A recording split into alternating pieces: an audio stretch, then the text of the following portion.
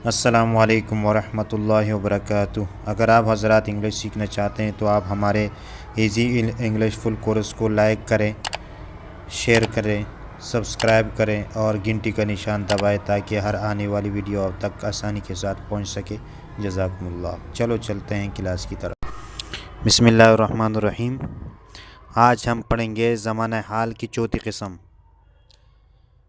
ज़माने हाल की चौथी किस्म है ज़माने हाल मुकम्मल जारी। इसकी तारीफ़ ये है, अच्छा इसको इंग्लिश में कहते हैं प्रेजेंट परफेक्ट कंटिन्यूस टेंस। तो इसकी तारीफ़ जिन जुमलों से ये बात मालूम होती है कि ज़माने हाल में काम कुछ वक़्त से जारी है और अभी मुकम्मल नहीं हुआ है, तो उसे प्रेजेंट परफेक्ट कंटिन्यूस टेंस कहा जाता है। इसकी अलामत उर्दू में ता रहा है, ते रहे हैं, ती रही है वग़ैरह। अब हम इसकी गर्दान कैसे बनाएंगे? तो पहले जब किसी फ़ेल को प्रेजेंट परफेक्ट कंटिन्यूस में करते हैं उस ज़माने में, तो फ़ेल के साथ शुरू में हैव बीन या हैज़ बीन लगाते हैं। यानी प्रेजेंट परफेक्ट कंटिन्यूस में किसका इजाफ़ा होता है? बीन का। बाकी ये उसमें जिस तरह के प्रेजेंट परफेक्ट में जो हैव और इस तरह हैज़ इस्तेमाल हुआ था, लेकिन यहाँ सिर्फ इजाफ़ा करेंगे बीन का। और इसमें जो वर्ब का फर्स्ट फॉर्म इस्तेमाल होगा, यानी पहला किस्म फ़ेल का पहला किस्म यानी फ़र्स्ट फॉर्म फ़ेल का इस्तेमाल होगा, वर्ब का फर्स्ट फॉर्म इस्तेमाल होगा और उसके आखिर में ING लगाएंगे, तो इसका गर्दान बन जाएगा पैर। तो हम इसकी गर्दान करते हैं, कैसा बनाएंगे? मिसाल के तौर पर ही हैज़ बीन गोइंग। अच्छा, इसमें शुरू में 3 सीगों के साथ हैज़ लगाना है और बाकी के साथ हैव बीन लगाना है। शुरू 3 में हैज़ बीन और आखिर में फिर हैव बीन लगाना है। तो गर्दान बनाएंगे ही हैज़ बीन गोइंग, वो जाता रहा है, यानी उसने जो जाने का काम शुरू किया है वो अभी तक मुकम्मल नहीं हुआ है, वो जारी है। She has been going. अच्छा, यहाँ इस रह गया है, आप यहाँ इस लिख लें। इट हैज़ बीन गोइंग, वो जाती रही है। दे हैव बीन गोइंग, वो जाते रहे हैं। यू हैव बीन गोइंग, तुम जाते रहे हैं। आई हैव बीन गोइंग, मैं जाता रहा हूँ। वी हैव बीन गोइंग, हम जाते रहे हैं।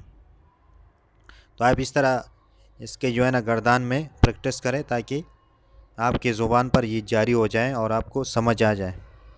आगे मैं कुछ वर्ड्स दे रहा हूँ, आप इनको इसी तरह गर्दान बनाएं। इनका पहला लफ्ज़ है क्रॉस। क्रॉस के माने हैं उबूर करना, पार करना। दूसरा लफ्ज़ है डिसीव। डिसीव धोखा देना। डाई मरना। डिवाइड तकसीम करना।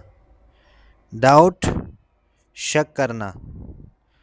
ब्रॉन डूबना और एंटर दाखिल होना। अब इसका मैंने आखिर में हाउ टू यूज़, इसको किस तरह इस्तेमाल करते हैं, इस्तेमाल करने का तरीका मैंने लिख दिया है और आगे मैंने सेकंड फॉर्म थर्ड फॉर्म भी इसका जिक्र कर दिया है, ताकि अगर आप इसे प्रेजेंट परफेक्ट बनाओगे तो किस तरह, परफेक्ट बनाओगे तो किस तरह बनाएंगे। तो मैंने दे दिया, आप प्रैक्टिस करें इसकी। तो क्रॉस की से क्या आखिर में ING लगाएंगे तो क्या हो जाए? क्रॉसिंग। इसी तरह डिसीव था, धोखा देना, तो उसके आखिर में ING लगाएंगे तो क्या बन जाएगा? डिसीविंग। इसी तरह डाई था, उसके आखिर में यहाँ पर शुरू में डी के बाद आई था, तो लेकिन वहाँ हम वाई लेके आएंगे तो क्या हो जाएगा? डिवाइंग। इसी तरह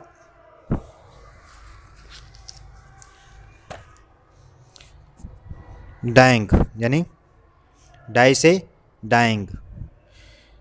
और उसके बाद लफ्ज़ था तकसीम करना, डिवाइड, डिवाइड।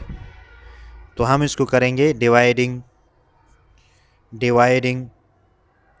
आगे डाउट था तो उससे बनाएंगे डाउडिंग, डाउडिंग। यानी ये जो टी है इसकी आवाज़ डी के निकालेंगे तो क्या बन जाएगा, डिवाइडिंग। ड्रॉन, ड्रॉन से ड्रॉनिंग, ड्रॉइंग, ड्रॉनिंग, ड्रॉनिंग बनाएंगे, ड्रॉनिंग। इसी तरह एंटर था तो एंटर से एंटरिंग, एंटरिंग। तो इस तरह आप इसकी प्रैक्टिस करें और इसको जुमलों में यूज़ करें, इस्तेमाल करें, ताकि आपका तलफ़्फ़ुज़ सही हो जाए। अच्छा, तलफ़्फ़ुज़ सही करने के लिए मैं एक तरीका बताऊंगा इंशाल्लाह बाद में, कि आप एक ऐप है उसमें आप किस तरह अपना तलफ़्फ़ुज़ सही कर सकते हैं और इंग्लिश सीख सकते हैं।